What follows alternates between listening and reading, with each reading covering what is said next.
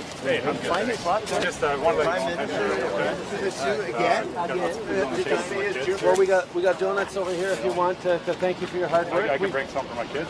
Okay. The 25% tariffs we just brought in on Chinese steel is going to help you out. That's going to keep my job, That's going to keep What about the the 40% taxes I'm paying, and I don't have a doctor? The $400 million in the invest in your card means you're going to have a job for I think you're only here for years another year. We won't see you around probably another year. Well, that's what elections are for. That's right. And I look forward to everyone exercising the right to vote. Yep. And the basic choice, we're going to invest in you and your job. So I don't believe you for a second. Dental care? Do you know anyone who got dental care?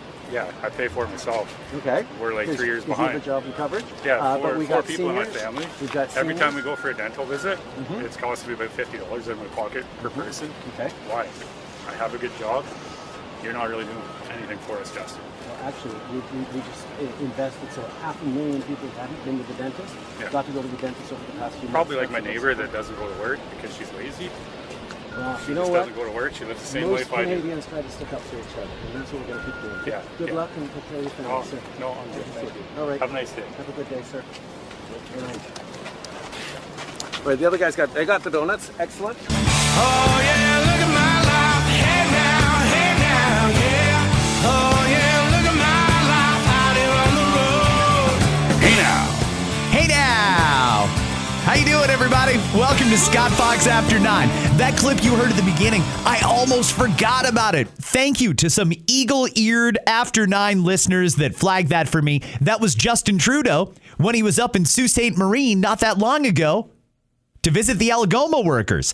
1,000 workers losing their job right before Christmas. Still shocks me. If you didn't hear yesterday's episode, I got a lot of good feedback on that one because it was a little bit heated. And you know what? I'm not going to apologize for that.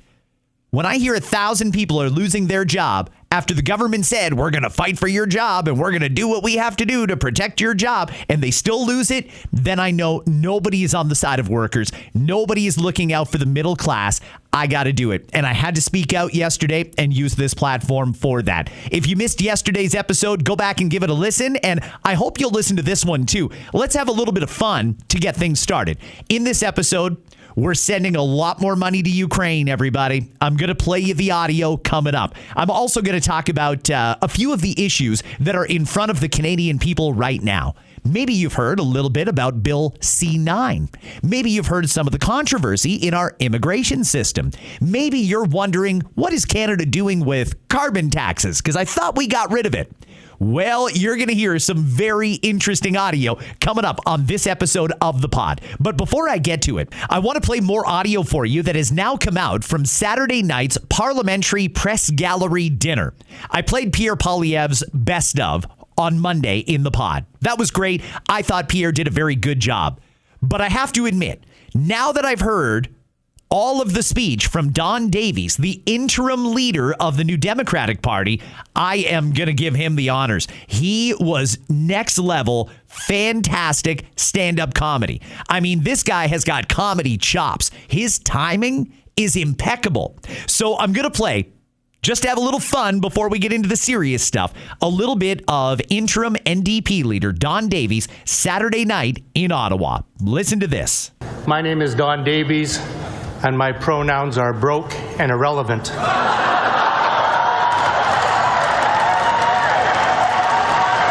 I was originally given 3 minutes for my remarks, but I negotiated an extra minute in exchange for propping up the Liberals, and an extra 2 for keeping the Conservatives out of an election. Jesus, Monsieur Blanchet, after that speech, I think I'm going to vote for separation. Look, I'll be honest. The last election was tough for New Democrats despite having a hip, fit, and well-dressed leader. So in choosing an interim leader, we're going to go in a different direction. Tell you, it's hard to be a New Democrat these days, representing a once great Canadian institution that's been reduced to a shadow of its former self. Of course, that's something that our friends at the CBC table can relate to. I thought you'd like that, Pierre. In fact, I lead a party that lost status so shockingly that some call us Buffy Saint NDP. Now, a lot of people say the NDP has alienated the working class, which I think is unfair. Rich people and professionals also don't like us. There's good news, though. The NDP just had our French language leaders debate, and it was very good for party morale. Unfortunately, that party was the Bloc Québécois. Now, I'd like to address the allegation that the NDP is broke. Untrue. We've had our accountant split the numbers into capital and operating budgets. And if you don't add those columns together against our revenue, we will lead the planet in economic strength. So far, top marks for Don Davies. I'm laughing here listening to this guy. His comic chops are fantastic. Now, that was when he opened with some self-deprecating stuff against himself and the New Democratic Party. It gets a little bit dark for the second half. I'm going to keep giving you just the best parts. I'm going to cut out some of the applause and just give you the whole package as quickly as possible. Here's the rest of Don Davies on Saturday night. It's an honor to join my fellow leaders here tonight. Elizabeth May is here, my designated driver. You see, the funny thing about that is, to Elizabeth, the most offensive part of that joke is the idea that she drove here. Anyway, I'd like to congratulate her on negotiating such a massive gain to win her support of the budget. Getting the Liberals to agree to do what they already agreed to do and won't do was huge. I also see my colleague Yves-François Blanchet here. We all know I tried to get official party status for the NDP, but a big barrier was we refused to give the Bloc official party status when they had less than 12 seats, and then Jagmeet called them racists. Tonight I'm announcing new NDP policy. Never fuck over someone who put Je me souviens on their license plates. C'est un nouveau jour. There, I just spoke more French than the 5 leadership candidates did in Montreal. Now, Pierre Poilievre, I might have a small caucus, but at least it isn't shrinking. By the way, it's not the size of your caucus, it's what you do with it. And of course, Prime Minister Carney is here. It's great to see his entire communications team join him.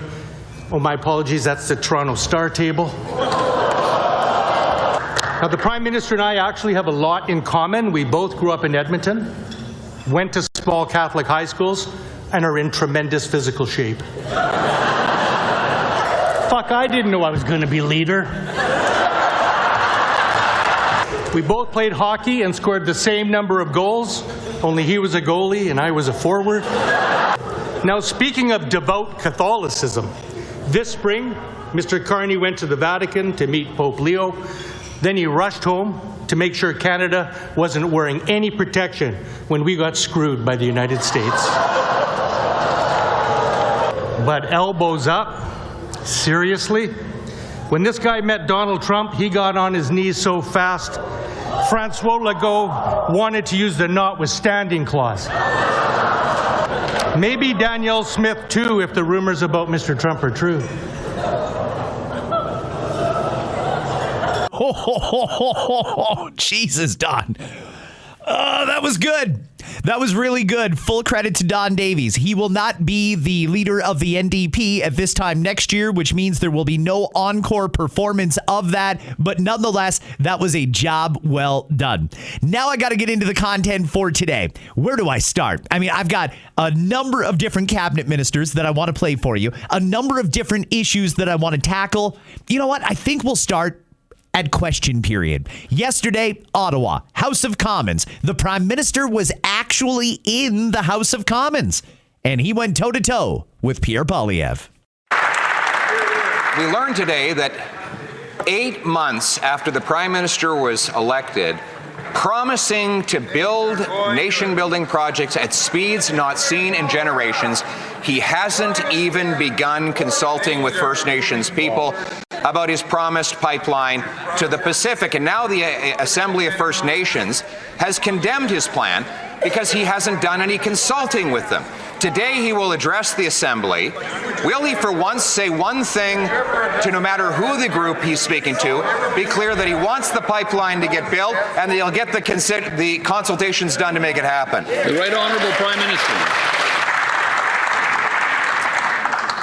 Mr. Speaker, the great thing about Hansard is you can consult it and find out what the member opposite said last week.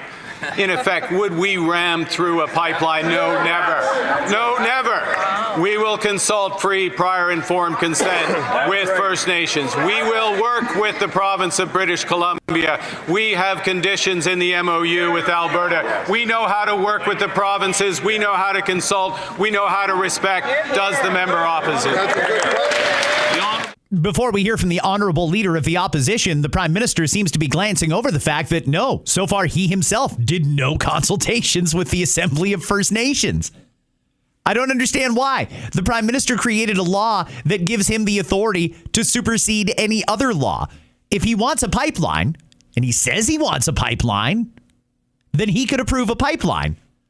I don't understand what he doesn't understand about that. That was, I thought, the reason he passed that law. Has he seriously not consulted with the Assembly of First Nations yet? That seems like a logical first place to start. I don't think we're getting a pipeline here, friends.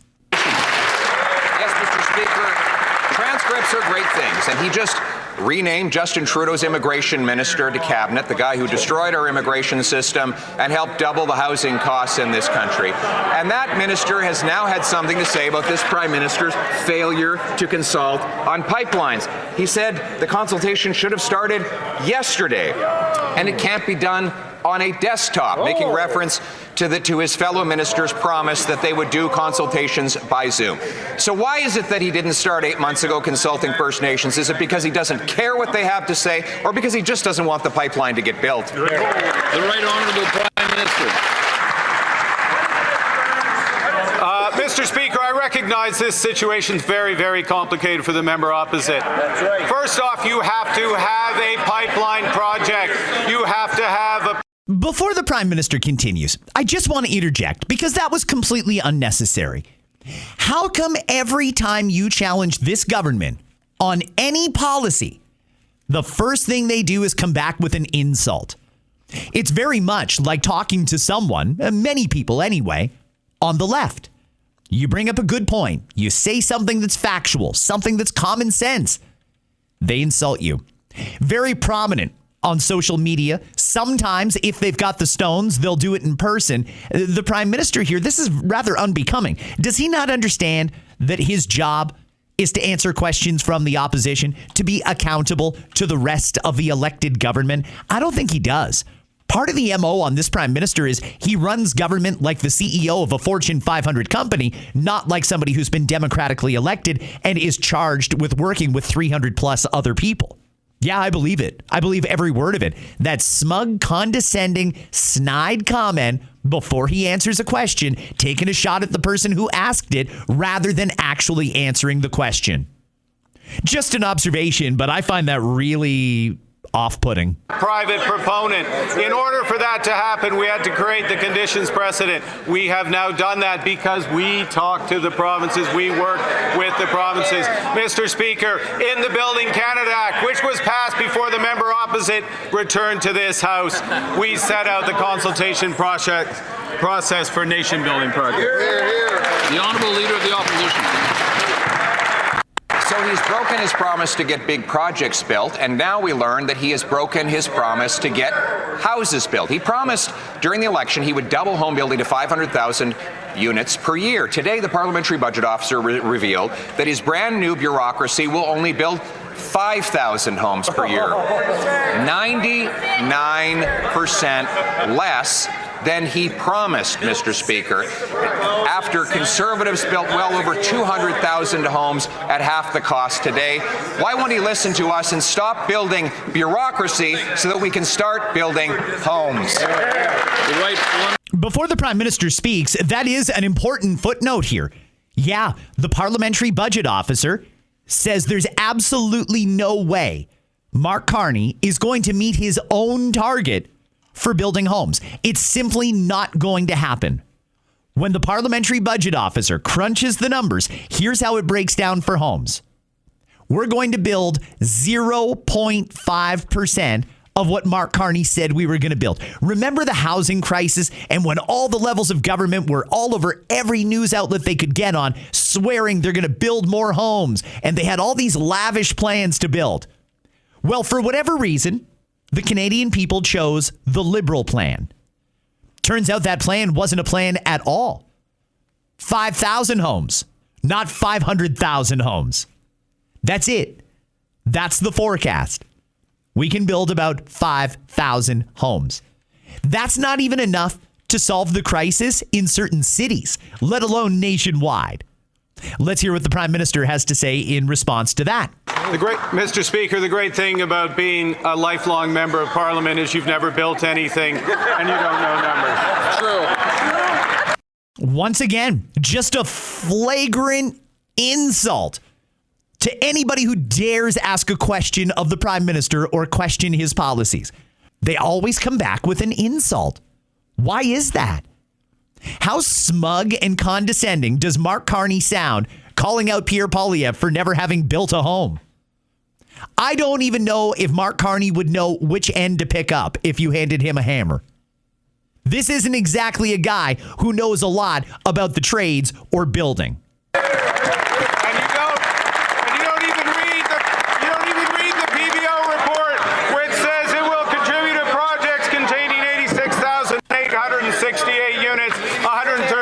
A unit. That is what we're doing, Mr. Speaker. Opposition. Mr. Speaker, the only thing that member built when he was the governor of the Bank of England was the housing crisis in that country. And then he built a tax haven in the Caribbean so he wouldn't have to pay the same taxes he imposes on the Canadian people. Our youth need homes, jobs, and hope. This Prime Minister only offers them broken promises and more sacrifices. He even held a photo op in front of a house that was dismantled after he left it. So here we have a Prime Minister whose houses disappear after he announces them and promises disappear after he makes them. The Right Honourable Prime Minister. Mr. Speaker, the House in that announcement was sent to Nunavut. Nunavut is one of the territories of this great country. Nunavut is more than just a place where you fly in, make a photo op, don't speak to the Premier of Nunavut. Nunavut is where we are building 700 houses under Build Canada Homes. Houses that are cheaper, houses that are more efficient, houses that are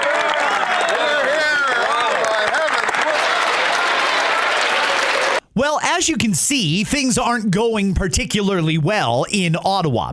I did mention the Parliamentary Budget Officer, and this is another piece of audio that I got to get into this episode for you because this is very, very interesting. The interim Parliamentary Budget Officer, Jason Jacques, was yesterday speaking to a Senate committee, and he talked a little bit more about how the Liberals are cooking the books, how they've changed Canada's accounting practices. This is about a minute and a half, 2 minutes long. Very, very good information from the non-political. This is a public servant whose job it is to help hold the government accountable and to explain to the people what's going on with their finances. The interim Parliamentary Budget Officer, listen to what he had to say. Budget 2025. Over the medium term, so over the next 5 years, the debt to GDP ratio is in fact going up. That said, the government has produced a longer-term forecast over the next 30 years, which indicates that the debt to GDP ratio is pretty much stable. It's like flat over a 30-year period of time, which indicates by, again, the traditional measures that one would look at, things look fiscally sustainable. I would say it's fiscally sustainable, and a chart that we have in our budget issues note, when you look at the previous 30-year forecasts, you can see that all of the additional room or space that was there previously in anticipation of the debt to GDP ratio declining over a 30-year period of time and creating additional room to maneuver, that's gone. So we're now in a very different situation where the next time there's an economic shock or something happens, instead of being in a situation where there is additional fiscal space or additional wiggle room, the government will likely need to go out and borrow additional money, and which in turn will increase debt levels and increase the debt to GDP ratio, which might stabilize at a higher level. It's a very different situation than we've seen over the past 30 years. I would say it's definitely a change in fiscal anchors. I would say it's a change in fiscal policy, which wasn't discussed meaningfully on Parliament Hill. Between the Prime Minister's statement the third week of September in the House of Commons indicating that there was a debt to GDP anchor that was part of the government's fiscal policy, to the first week of November when the fiscal anchor, that debt to GDP anchor, was cut. Wow. I really think that I'm not going to do it here because I've got too much audio to play for you, but feel free to hit that back 10, 15 seconds button a few times and listen to him say that again. Go back and listen to that. I feel like there's a lot of folks out there that are honestly conflicted right now because they watch the news and they hear all these great things about how we're building and we're planning and we're making this relationship and that deal and everything seems perfectly normal. But then they go on social media and they see, well, that's not really the case. Things actually seem very chaotic and completely backwards of what the average person would want. But the government said they were doing everything that they said they would do, but then in reality, you find out they're not, and people are conflicted. Why would they lie to us? That's the thing. People want to believe our leaders, generally speaking. But all the evidence suggests that they're not doing what they said they would do. On TV, they make everything look great. But then in reality, it's all chaos and people really don't know where to turn. That's part of the reason that I hope you can check into this podcast every day. Every day, I'm going to give you an unfiltered version of what was said and what's going on. Let me give you another example of how I do that. You've likely heard by now that despite the government insisting that they were leaning in and doing everything they could to fight for jobs across Canada, that Algoma is letting 1,000 people go just 3 weeks before Christmas. They found out just 3 weeks before Christmas they're losing their job. Well, that's completely contrary to what the government has been telling us. They've been telling us they've been working very closely with the steel industry and everything is going great. Yesterday, the industry minister, Mélanie Joly, decided to come out and hold a little news conference. Things aren't going well, but listen to her try and put a positive spin on things. So obviously, I want to talk about what's going on at Algoma Steel in Sault Ste. Marie. My thoughts are definitely with the workers, their families. I know this is a tough time, and I know this is a tough time, particularly just before Christmas. And so I've been in contact with the company's leadership. I've been in contact with the CEO, the CFO, and also with Marty Warren, who's in charge of the steelworkers.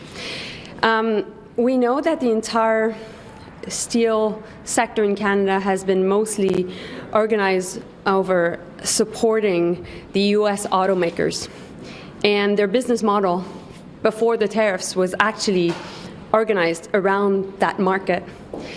And because of the unjustified and unjustifiable American tariffs, which are at 50%, our steel sector is not able to send steel on the other side of the board to these U.S. automakers. And so in that sense, we've been working with the company to make sure that they were adapting their business model. And that is why we've provided this fall $400 million to the company, and Ontario also provided $100 million. And the goal was to make sure that the company would get through these months while they were working on pivoting and adapting their entire operations. We've been working with them also on a new beam steel plant and also a new plate steel plant in order to support the housing sector and also the defense sector. And we think that through these investments, there can be more jobs that come back to Algoma. Hold on a second here. Jesus. Our Buy Canada policy is working. That's a prime example of what I'm talking about. Our Buy Canada policy is working great. Is it? Another 1,000 people just lost their job on your watch, Melanie. Let's talk about Stellantis. How many thousands of people lost their job there? This government is so good at telling you everything is fine. Don't look behind the curtain, though, because if you do, it is complete and unadulterated chaos. Now, let's talk about that $400 million. And I'm glad she directly said it. We gave $400 million to Algoma. Well, the CEO, his name is Michael Garcia, was doing the media rounds yesterday. This is one I'm going to play for you from CTV's Power Play with Vashi Capellos. Vashi's great. If you get an opportunity, I believe it's 5 o'clock Eastern time, throw it on. She does a real good job with her political show on CTV. I'm going to use a little bit of this interview that Vashi did yesterday. Again, this is the CEO of Algoma explaining why those people lost their job. Did the governments know that these layoffs were in the cards before they agreed to these loans to your company? Well, I think the government certainly knows our business strategy. It knows the pivot that we had to make. It knew very well that the extreme pressure the company was under. I don't think anybody would loan the company $500 million without asking very detailed questions about what our business plan was. I think the core concern is how do we protect the ongoing Algoma Steel? How do we make sure this company is competitive, is viable? What's the technology you're going to use? How are you going to make steel?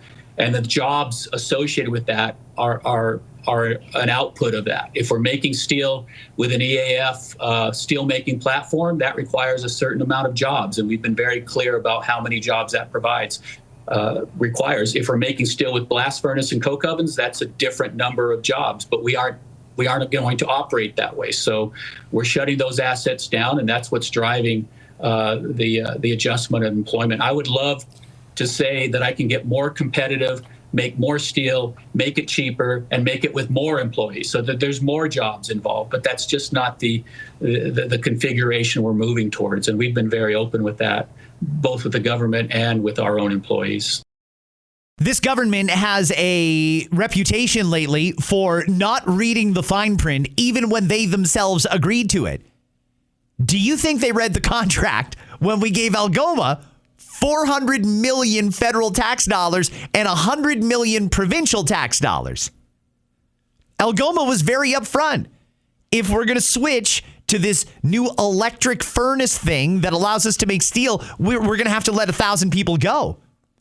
So in a way, we gave them $500 million total to help purchase this furnace thing, which sped up losing 1,000 jobs. But it doesn't make sense, Scott. I mean, I just heard Melanie Joly, and she sounded so confident and like everything was going great. No, we sped up the loss of those jobs. We sped it up. If Algoma had to go out and get a loan or save up, and you just heard the CEO himself say nobody was going to loan us $500 million. We gave the money to get this new electric furnace, part of the green pivot, and that resulted in 1,000 less jobs right before Christmas. It's crazy. We sped up the loss of those jobs, and that's sad, really sad. If you work for Algoma, that is just, I don't know what you're going to do. I don't know how you can possibly see your member of parliament again. And by the way, in Sault Ste. Marie, Algoma, they did vote Liberal in the last federal election. How do you feel now? Your member of parliament promised that Mark Carney was going to save your job. If you just vote for Mark Carney, he's going to save your jobs. He's going to fight for the steel industry. That member of parliament is Terry Sheehan. Let's hear a little bit of Terry trying to get everybody to vote Liberal in the last election. Mark Carney, who is standing here with these workers that he is going to protect.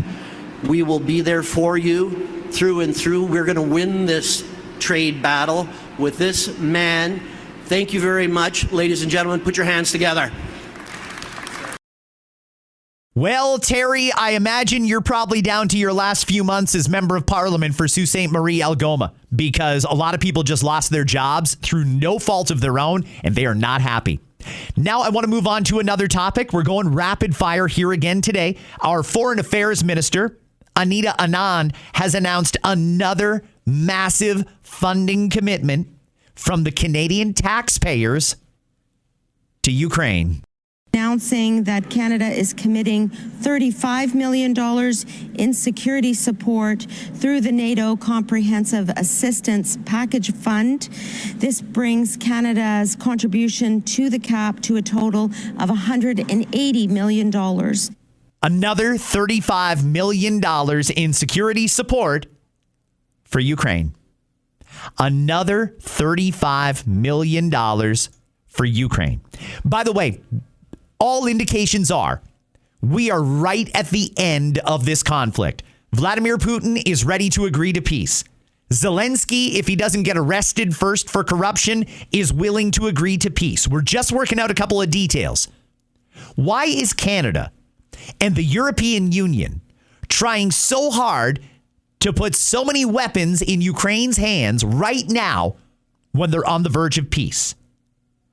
I have a theory that Europe doesn't want this war to end. In fact, I have a theory Europe wants to expand this war. They want to go at it with Vladimir Putin and make this a continental war. That's just my opinion based on what I've seen so far. It seems like the European Union is pushing to keep this conflict going. Why? I don't know. Because I think by and large, the vast majority of people are ready for peace. They're ready for this war to end. They were ready a long time ago, but now is the moment. I also don't think the European Union would like to see Donald Trump get a win and end this war. I think they'd rather see more bloodshed than give Donald Trump a win. Why would we be sending them all this money in weapons now when the war is coming to an end? Why didn't we do that a long time ago if we had an extra $35 million? Oh, and by the way, do we have an extra $35 million to just give away? Here is more of the Foreign Affairs Minister. The importance of Ukrainian sovereignty cannot be overstated. We know that Marco Rubio, for example, has mentioned Ukrainian sovereignty, Ukrainian prosperity post-ceasefire as being important in the short and the long term. This has been Canada's position as well. When you see Luhansk, Donetsk, Crimea being put on the table for Russia and Russian interests, that is problematic from a Ukrainian standpoint. Remember that we have over 1 million Ukrainians in Canada. There is a very strong Ukrainian voice that comes up through our foreign policy, and we believe strongly that Ukraine should be at the table, not on the table. I think we've got to stop giving away our money. We're broke. I've used the analogy time and time and time again because it's the right analogy. When you get on an airplane, the first thing they tell you to do is if something goes wrong here, put on your own life vest before you put on someone else's for them, like your kids or people that you're responsible for. Now, why would you do that? You want to protect your kids, right? No, you've got to make sure that you're good before you can help out others. Same thing with a country. Before we can give away money, charity to other countries, we need to make sure that we've got our house in order here. And when we've got 2 million people a year using food banks, I'm going to respectfully suggest we do not have the money to be sending to other countries. I got to move on from this one. Let's keep going. Yesterday, a number of cabinet ministers on their way into the cabinet meeting stopped to talk to the media. Here is our federal environment minister, Julie DeBruzen. Yes. What is your expectation of how quickly Alberta will get to that $130 per ton industrial carbon tax? I know next year is when the negotiations are set to conclude. That will spell that timeline out. But how quickly do you expect before Alberta hits that minimum price? So on that piece, that's something that we're going to have to negotiate. And it's not just about the credit price, but it's also about the other financial mechanisms. But if the government is selling this as a win, like how soon, or what is the government's position of how soon Alberta should hit that? Because if Danielle Smith comes and says, I won't be able to get there to 2035, is that acceptable?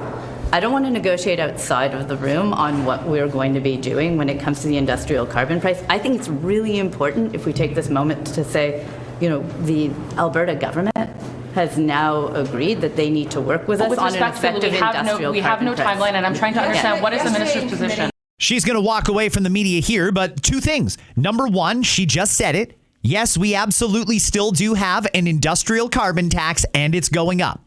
Now, the second thing she said was, and this goes back to my criticism of Premier Smith last week, I don't know why on earth she would agree under any circumstances to a carbon tax, let alone an increase to the carbon tax.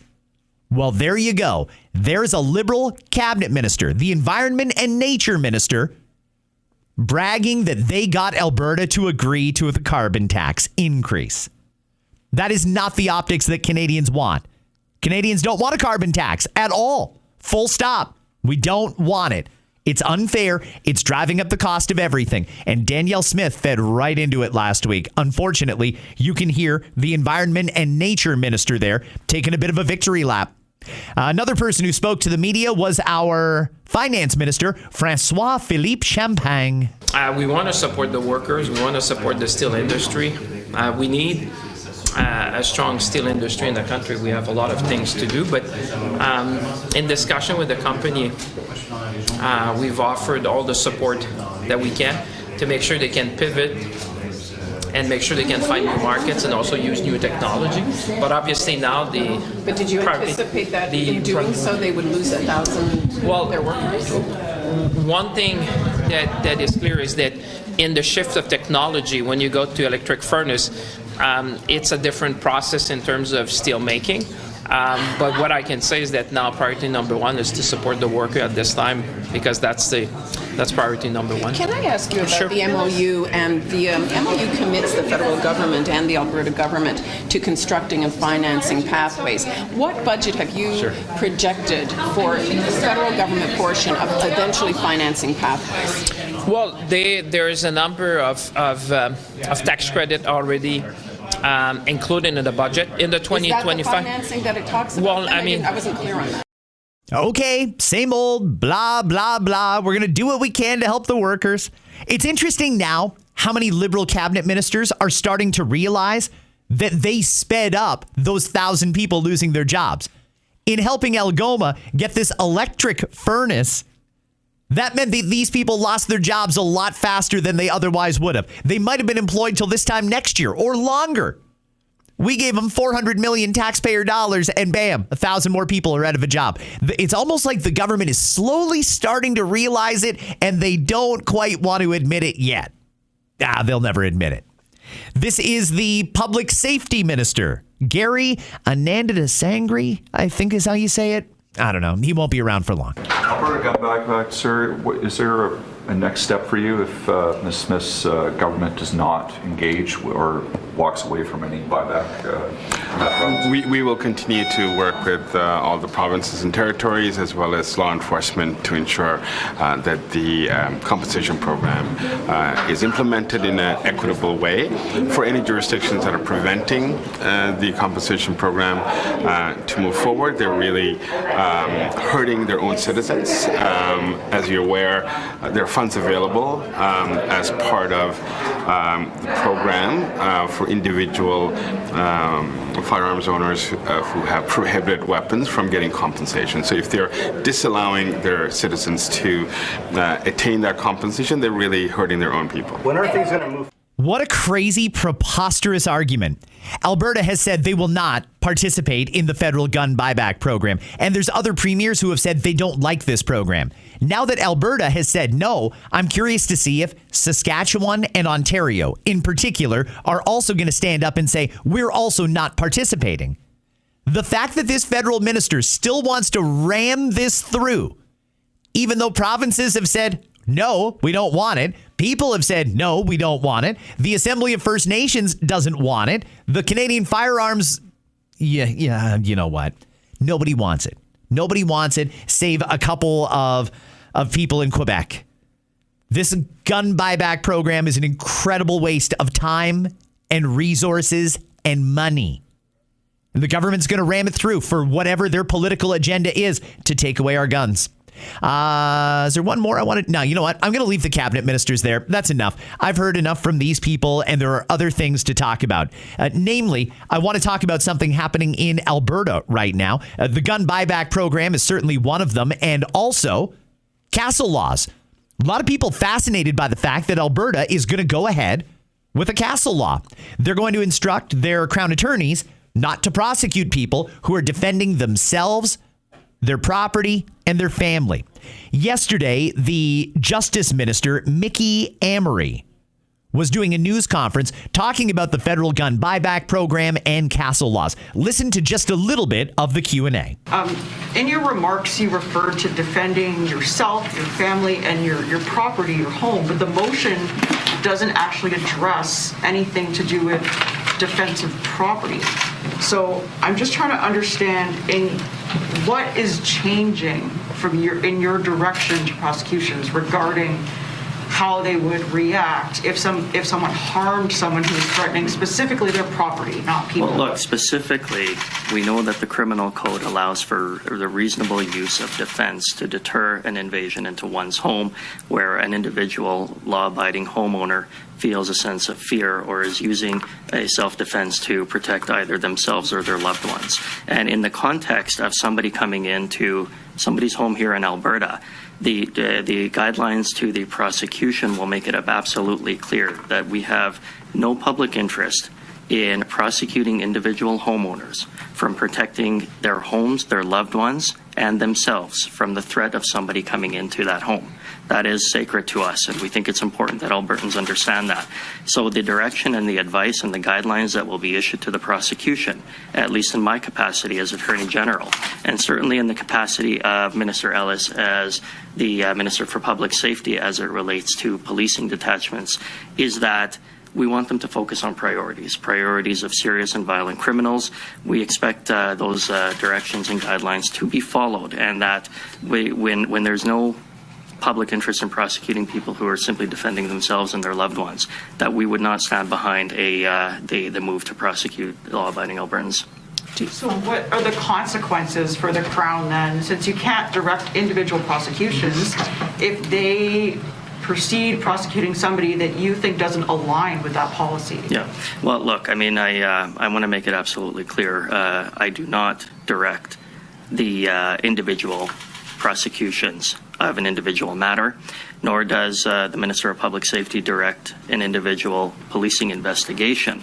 But what is certainly within my purview as Attorney General is the ability to issue guidelines to the Alberta Crown Prosecution on what we think are priorities for that agency. Those are priorities that we expect to be followed, and that's what we're doing here with this review. That's what I'm doing here with this review, and I expect that the Minister of Public Safety will do the same when it comes to policing agencies in our province. On a whole, there is nothing wrong, and certainly I'm entitled to do that when it comes to our prosecution services, and I intend to do that. I intend to issue lawful and proper protocols to our Crown Prosecution Service, and I expect them to be followed. Now, in the past, we've done the same. You might recall that we issued a number of guidelines over my term here as a Minister and Attorney General, and all of those have been followed as we would have expected. We have a good collaborative and healthy relationship with the Crown Prosecution, and I hope that we'll continue to do that. So I'm not going to speculate on what will happen to an individual prosecutor or anything like that, because our guidelines, our working relationship has been very strong and positive, and I hope that it will continue that way. Okay, thank you very much to Alberta Justice Minister Mickey Amry.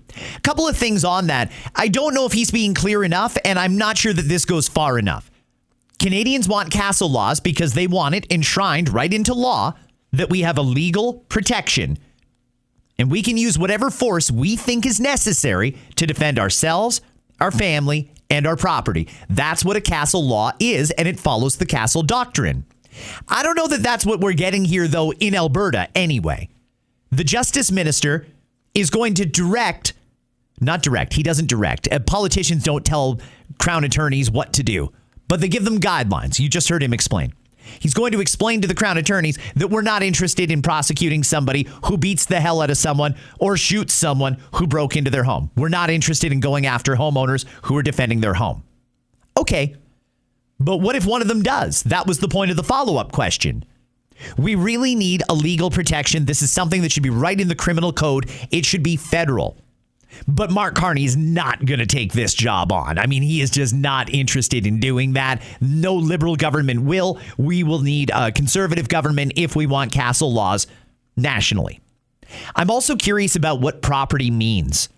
The Justice Minister there, I don't know if he misunderstood the question or if he was being intentionally invasive.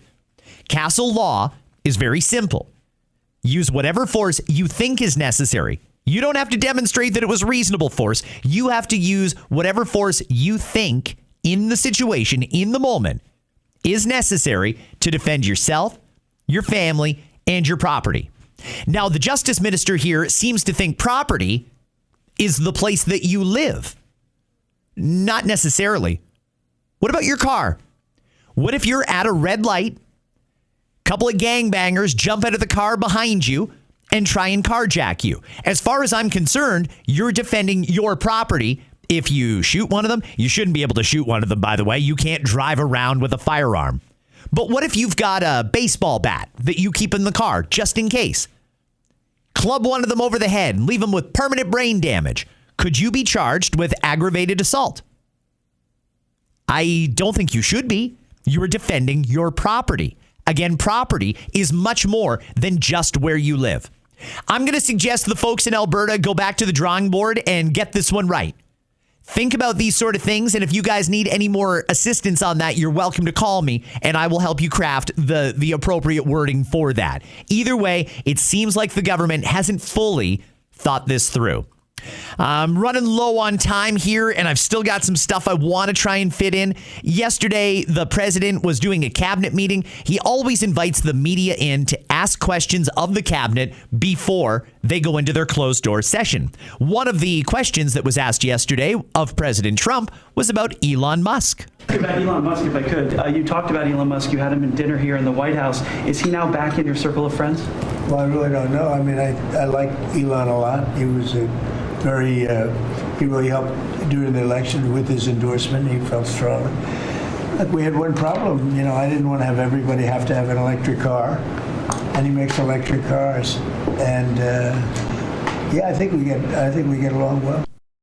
I'd like to hear a little bit more about that. Apparently, Elon Musk was outraged that Trump canceled the rebate for electric vehicles. I'm kind of glad he did that, and I'm kind of glad we did it here in Canada, too. We were forced to buy an electric vehicle. That was the order on the table. And then the mandate got rolled back or pushed back temporarily, so it makes sense to take back the rebate as well. If it's going to be mandated that we all have to get an electric vehicle, then yeah, a subsidy of some sort would be great. But if not, I don't know why someone who wants to go out and get a Tesla or whatever electric vehicle should get money from the government. And there's absolutely nothing for any of the rest of us simply because we chose a vehicle that was either a hybrid or gas powered. It's not fair, and things need to be fair. I want to play for you something here from Andrew Lawton, member of Parliament from not far from where I'm coming to you from. He's in, was it London, Elgin? I forget. Anyway, look him up. He's a really good member of Parliament. Andrew Lawton is his name. And he is talking about some of what the Liberals are trying to do with Bill C-9. See, they have brought in a new minister to look after this file. Mark Miller was just sworn in the other day. I played that audio for you yesterday in the podcast. Mark Miller's a smart guy. I disagree with him on a lot of policy, but he is a smart guy.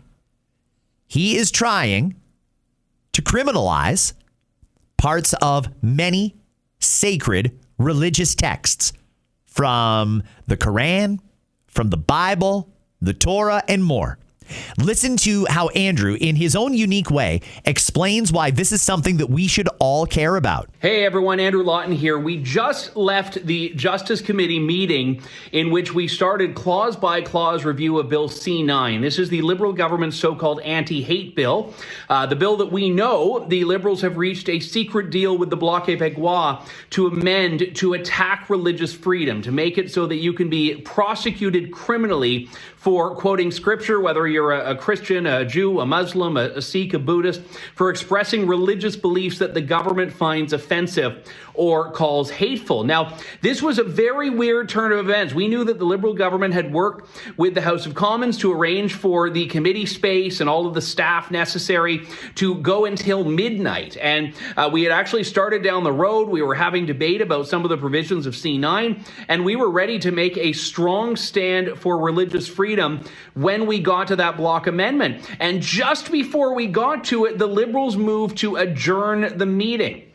Now, look, they adjourned it at the regularly scheduled ending time. This is something they can do. But it's very weird because for weeks they've been saying that conservatives who raise concerns about Bill C-9 are so-called obstructionists. They've been saying they want to get this bill passed as quickly as possible. And all of a sudden, when it came up to debate this part of it, they didn't seem to want to do that yet. So we live to fight another day. There's going to be another committee meeting on Thursday. The Liberals won't be able to hide from this debate forever. But I think what's happened is in the last couple of days, there have been so many emails, letters, phone calls from constituents, from people like you in Elgin, St. Thomas, London South, and across the country who have been alarming, who've been sharing with the Liberals how alarmed you are by what they're trying to do, by this attack on religious freedom. And I think it's working. I think the Liberals are backing off. They weren't expecting there'd be this much public attention and public pressure to this alliance they made with the Bloc Québécois to trample on freedom of expression. So I am going to continue to hold the line on this. My Conservative colleagues are going to continue to stand up for freedom of speech, freedom of expression, and religious freedom. But the good news is your messages are being heard. So that's a little bit of encouragement. I know people have asked how they can help. We have a petition. I've linked to it in this post here. Sign that petition. Thousands of you already have. This is a really important step in making sure we can tell the government just how many people across this country oppose what they're trying to do. And also reach out to your member of parliament, whether I'm your MP or someone else is, and tell them how important it is to oppose what the Liberals and Bloc are trying to do on Bill C-9 to take aim at freedom of expression and religious freedoms. Really well said there by Andrew Lawton. There is an attack on religious freedom, and that is something we should not concede an inch when it comes to our rights and freedoms in this country, certainly not on something as deeply important and personal as religion. One more. Michelle Rempel-Garner is a member of parliament that I like a lot from the Calgary Nose Hill riding. She also has put out a video with a very similar sentiment. I'm just going to play about a minute of this, but it is on the same topic. Again, this is Bill C-9. Is that they intend to criminalize religious belief. So the Liberals introduced a bill a few months ago. It's called Bill C-9. It is another censorship bill. It's a thought crime bill. It hands the government powerful new tools to decide what the courts will consider as hate speech. So it lowers the bar for hatred. It removes key safeguards and creates vague new crimes that can be stretched to silence dissent. So that's what Bill C-9 does. It creates a new vague definition of hatred, and it replaces extreme detestation with just detestation or vilification. These are very vague terms that could be used to describe almost anything. And again, for people who are like, oh, no, that's not the case. That's exactly what's in the bill. The second thing that it does is it removes the Attorney General's consent so that police can charge you directly with no higher level filter. And it opens the door, frankly, and my concern is that it opens the door for politically motivated arrests. They've announced that the one or two safeguards that were in here, they want to remove them so that it'll be easier to criminalize religious thought. Now, in committee on this bill already, we've seen the Liberals talk about criminalizing certain types or muse about criminalizing certain types of religious thought. There's already existing laws that that deal with hate speech in Canada, and they're not being enforced. For example, the criminal code under section 319(1), it's already an offense to publicly incite hatred. 319(2) to promote hatred. 319(7) makes it clear that there are certain gestures and signs can promote hatred as well. But the government and activist courts have not, or police have chosen not to actually enforce these. So we already have these laws on the books. So these laws are already on the books and the government is refusing to enforce them. But now they've got this new bill where they're saying that they will make an amendment so that there is no exceptions for religious belief. Scary stuff. This is a bill we should all be deeply, deeply, deeply concerned about. Bill C-9. We already have laws on the books regarding hate and hate speech and the promotion of hatred. We've already got laws for that. You just heard Michelle talk about it. So why this? They're putting it in a nice, neat, new little package, and they're going to go after people. Imagine having the cops show up at your door with handcuffs, ready to take you down to the police station because of something you said on social media, because of something you said to somebody in line at the grocery store that they didn't like. That's where we're going here, everybody. That's what's going to happen here. It's happening in the UK. We don't televise it or cover it much in Canada because the mainstream media doesn't want you to know, but it's happening. And we have to say no more. That's my time. I gotta go, friends. Thank you very much for checking out the whole episode of Scott Fox After 9. Another brand new one coming your way tomorrow. Tomorrow, I'm going to endeavor to talk a little bit more about what is in the new 50 Cent documentary or docu-series on Diddy. I watched the first episode yesterday. Going to watch a little bit more of it today. I'll weigh in on that tomorrow right here on Scott Fox After 9.